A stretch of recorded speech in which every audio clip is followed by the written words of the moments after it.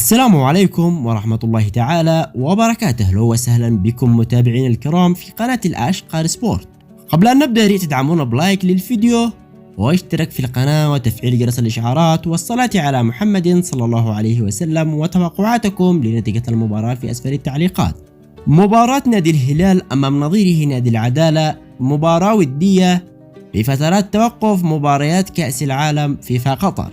التوقيت والملعب والموعد وجميع التفاصيل. وتقام المباراة بتاريخ 2022 شهر 11 يوم 29 يوم الثلاثاء، وتقام على ملعب نادي الهلال ومغلقة إعلاميا وبدون حضور جماهيري. قبل أن نصل إلى نهاية الفيديو لا تنسى الاشتراك في القناة وتفعيل جرس الإشعارات لكي يصلك كل ما هو جديد لنادي الهلال السعودي. ودمتم في أمان الله.